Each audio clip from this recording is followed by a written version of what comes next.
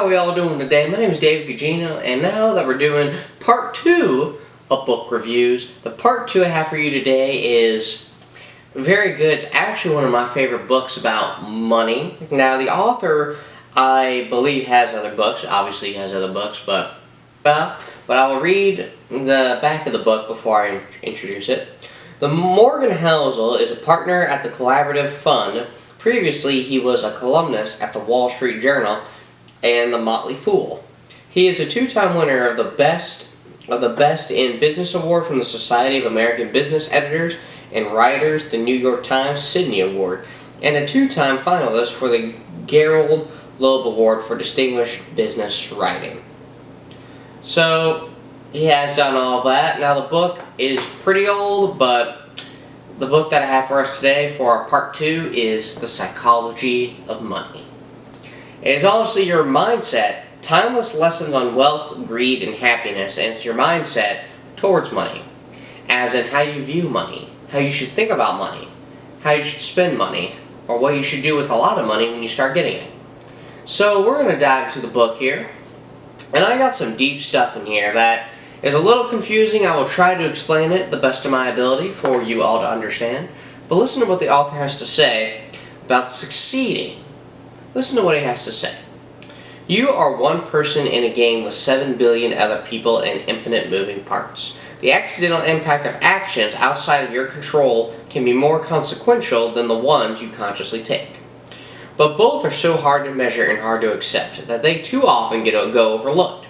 For every Bill Gates, there is a Kent Evans who was just as skilled and driven but ended up on the other side of a life roulette. If you give luck and risk their proper respect, you realize that when judging people's financial success, both your own and others are as bad as it seems. But how much? It's so hard to know. Everything worth pursuing has less than 100% odds of succeeding. And risk is just what happens when you end up on the unfortunate side of that equation. Just as with luck, the story gets too hard, too messy, too complex if we try to pick apart how much of an outcome was a conscious decision versus a risk. So I know that was kind of confusing. It was about luck, risk, and a little bit of succeeding, but honestly, we're all trying to make it in life. We're all trying to succeed in life. But sometimes the Lamborghinis and the millions of dollars and the yachts and everything, sometimes that is just not part of God's plan. People believe that money buys happiness. It buys things that make you happy. It's sustainable happiness, but you gotta think. You might think, well, I'll be happier if I have a Lambo and I have all of this money, and that's great, but what if as part of God's plan that you never had any of those things? You don't. It is just the way your life works. You try and try, or you don't try at all because you like to fantasize more than actually do, and nothing happens. So you're just going to be unhappy for the rest of your life. Is nothing else going to make you happy? So that's something to really think about. And everything worth pursuing has less than 100% odds succeeding. And risk is just what happens when you end up on the unfortunate side of that equation, just as with luck. The story gets too hard, too messy, too complex if we try to pick apart how much of an outcome was a conscious decision versus a risk. So think about that, how much of a conscious decision it was versus just a risk. So risks in life, they have to be realistic.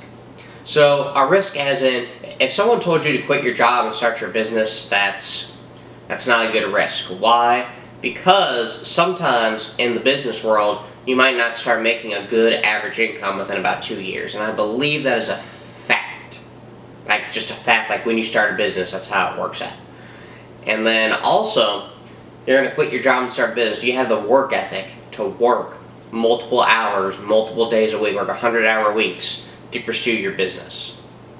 I think it was Alex Hormozi, the starter of Gym Launch and training people to own fitness businesses, was getting up going to sleep at 11 and then getting up at 4 in the morning to get everything he could to run that business. And he was a competitive powerlifter at the time.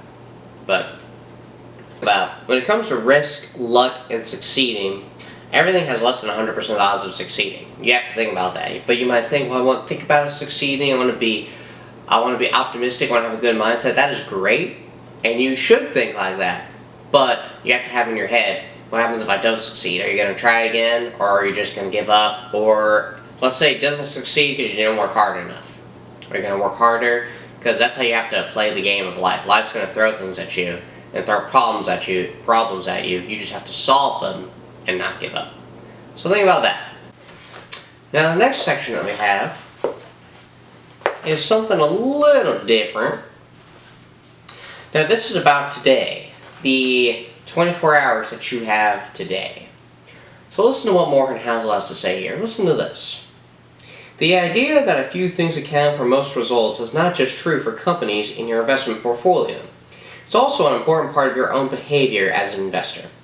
Napoleon's definition of a military genius was the man who can do the average thing when all those around him are going crazy. It's the same in investing. Most financial advice is about today. What should you do right now? And what stocks look like good buys today?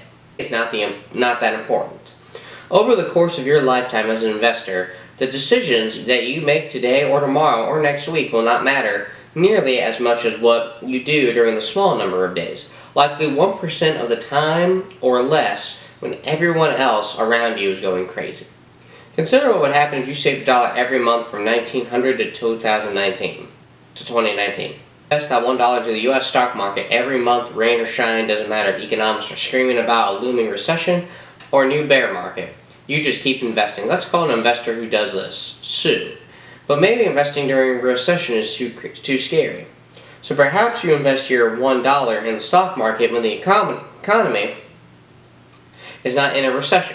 Sell everything when it's in a recession and save your monthly dollar in cash. And invest everything back into the stock market when the recession ends. We'll call this investor Jim. Or perhaps it takes a few months for a recession to scare you out, and then it takes a while to regain confidence before you get back in the market. You invest $1 in stocks when there's no recession. Sell 6 months after a recession begins and invest back in 6 months after a recession ends. We'll call you Tom. How much money would these three investors end up with over time? Sue ends up with $435,551. Jim has $257,386. Tom has $234,476. Sue wins by a mile. Now, yes, he just gives an example there, but think about like today. Now, obviously, success does not happen in a day. For some people, rarely it happens overnight. But in a day, success does not happen. Probably wondering, what does he mean by like today? Well, like you said here, is what you do in a small number of days, likely 1% of the time or less when everyone else around you is going crazy. So when he means by people going crazy, people being like, how do I fit this in? How do I do this? How do I get my downtime in? Or how do I get my sleep in? I mean, stuff like that. Now, today's important. Now, obviously, sometimes it takes a little bit for people to get out of their shell, but when I was younger, I mean, like I've mentioned before in my videos, my lifestyle was working out and watching movies all the time. Now, I've been out of my house and more productive more than I've ever been, but if you really think about it, I mean, you can't just not do anything. You have to do stuff. And today is the day to start doing something. Or it's like in Rocky 3 when Apollo Creed says, there is no tomorrow. Well, there is tomorrow, but sometimes you have to do something today to accomplish what you need to get done tomorrow. So, aside from that, when it comes to like a few things, like he says here, or in your investment portfolio or your behavior plays a very big role in your life. Behavior as in, how do you act around people who punk you around or make fun of you for wanting to be successful? How do you act when things go wrong? How do you act when you're stressed out? See, when it comes to behavior, with a lot of these books or a lot of these things that people do, if you, like, a lot of them say when you're stressed out, you still have to be nice. I said this in my last video. When you're stressed out, you still have to be nice to people. You still have to treat others the way you want to be treated. And you still have to work, even when you're stressed. You don't just take time off because you're stressed. Being kind to people is a big part. Your behavior towards adversity and towards things not going your way is what makes you as a person, and it's what builds character. It's like your attitude. It's like behavior and attitude are the two biggest things when it comes to running a business and oddly getting people to come to your business so they can buy off of you. So think about that. Now the third and final part of this book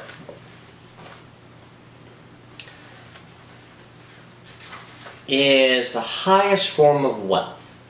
What do you think the highest form of wealth is? Look, here is the highest form of wealth.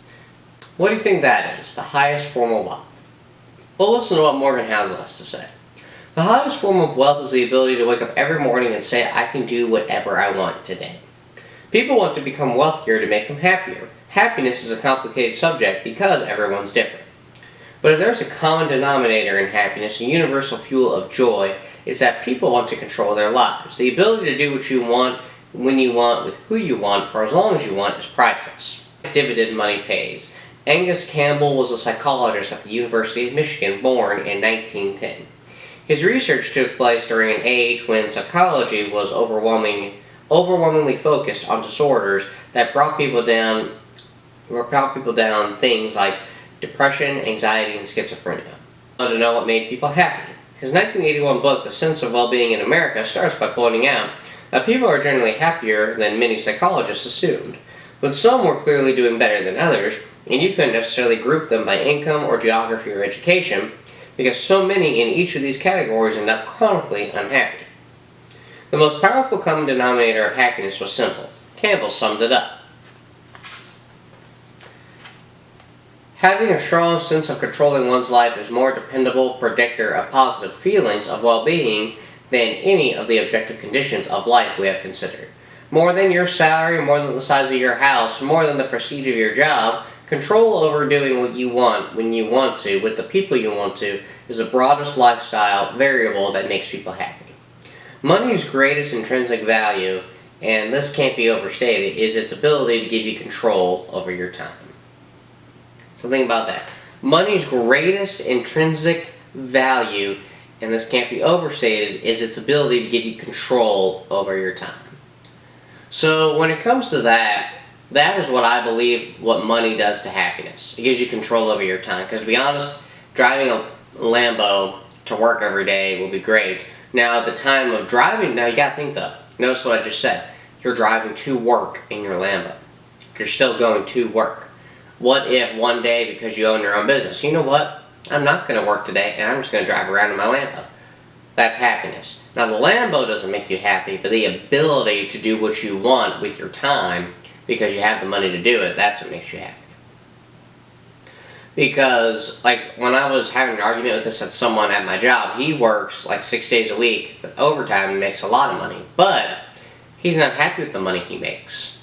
And then he was like, yeah, but money buys happiness. I'd be much happier living in a big house, having a yacht, and this and this. And he goes, well, and I tell him, you have the money to buy a car, to pay your bills, to go out to eat, to take a nice lady out. You have the money to do that, and he's a good worker, so he makes more money than he should to live. So honestly, if you think about it, that money that he's making at his job, and he has to work at his job, but notice, he has to work. He's spending his time making that money. Now, let's say he saved his money. Let's say he put some away, or put some in the market, or a retirement fund, stuff like that, and was having his money work for him while he was at work.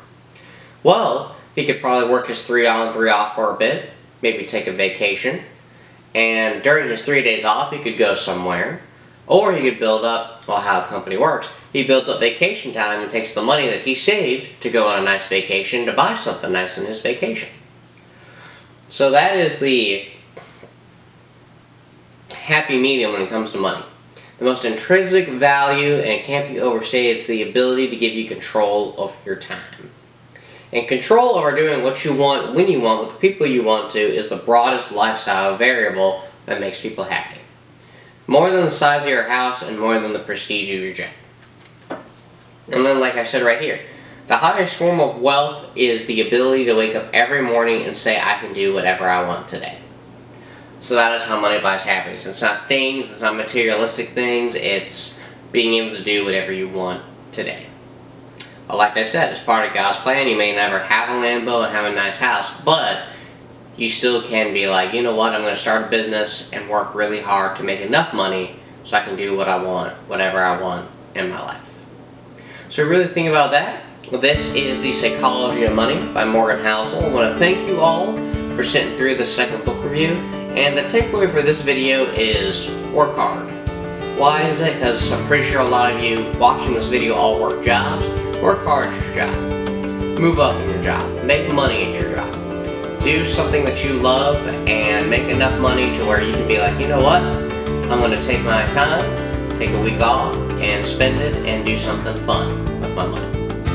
But work hard today, work harder than you did yesterday. I want to thank you all for watching. This is The Psychology of Money, and you all have a great day. Thank you.